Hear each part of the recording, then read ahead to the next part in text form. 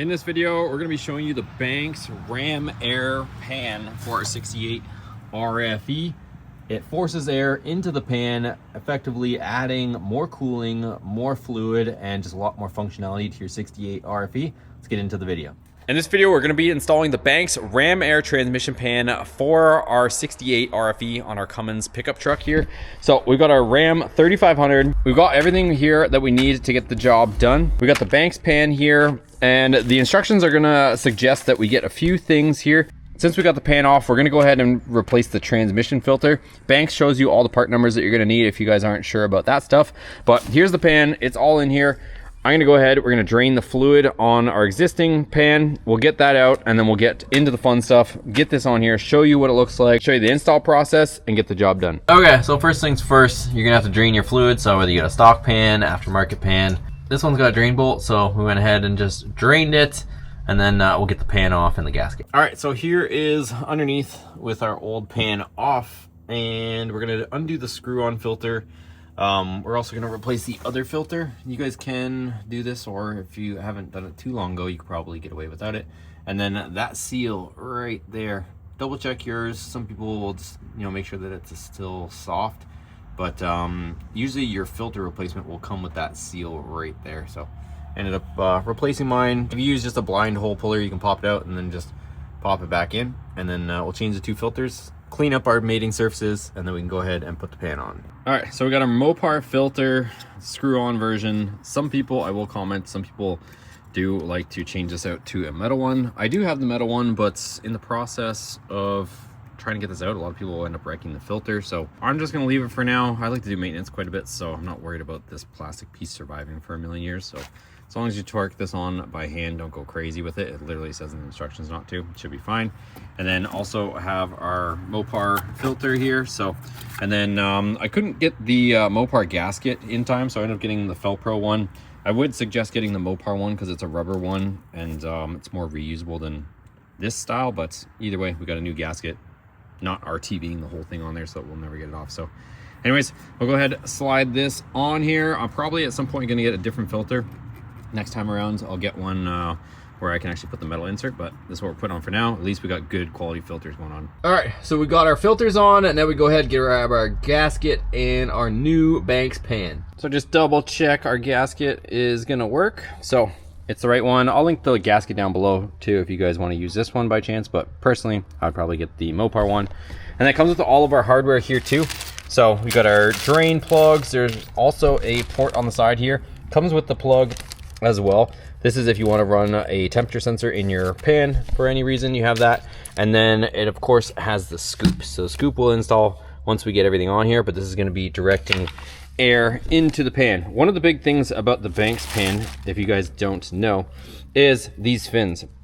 So Gail goes into great detail on the actual pan itself, but these fins are perfectly in line with the inside. So you have that fin essentially going from the inside of the pan extending to the outside.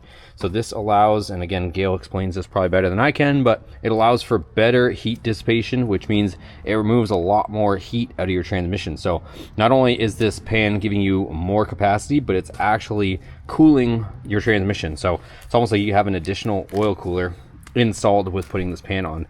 Gives you obviously your drain right at the center of the pan, so that way you get all the fluid out when you're draining it, so that you don't end up with a big mess when you end up taking the pan off to service the filters. So anyways, that's pretty much the tech of this thing. Super cool, looks really good. Can't wait to get it on and see the actual scoop in action. Let's go ahead, put it on, and all of our hardware is brand new, ready here to go to put it on. All right, so it might be a little bit difficult to see, but I'm doing it here on the ground like you guys might be doing at home.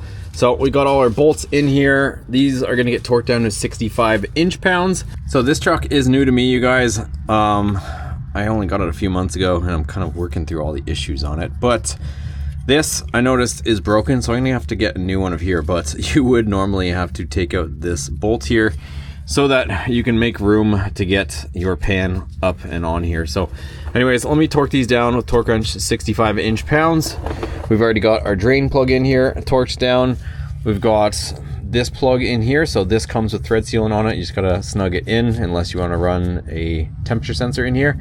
We'll get all these torqued and then we can get the scoop installed. Okay, we got the scoop on there. So there's just 4 10mm bolts, as you can see there, that fasten it. And this is a really nice looking pan, you guys. So that's that part of it. Now we go ahead and put our fluid in. All right, so we ended up putting fluid in, checking the fluid. You guys know how to do that. What I'm showing you here is me towing 22,000 pounds with the truck. I'll show you guys what I was towing in just a second, but you can see in the right hand upper corner, it was 89 degrees ambient temps Fahrenheit. And the transmission, this is after 1 hour of towing, it didn't get over 170. So you can see here, transmission temp is staying at 167. I do have a thermal bypass, but it is staying a lot cooler with this Banks Ram airflow pan. So here's what we were towing: a 15,000 pound skid steer with a 7,000 pound dump trailer behind the truck for about an hour when I showed you guys the temperature, and everything was working fine. And it was about almost 90 degrees out that day. All right, so that's gonna be a wrap for the Banks Ram Air pan for the 68 RFE on our Cummins truck. So that scoop effectively is forcing air over top of those cooling fins. Those cooling fins are all the way through the pan, so you are effectively adding a oil cooler to your truck just by putting that pan on. Not only that, added fluid capacity, a magnetic drain plug, and also adding a drain plug so that you can make your services easier.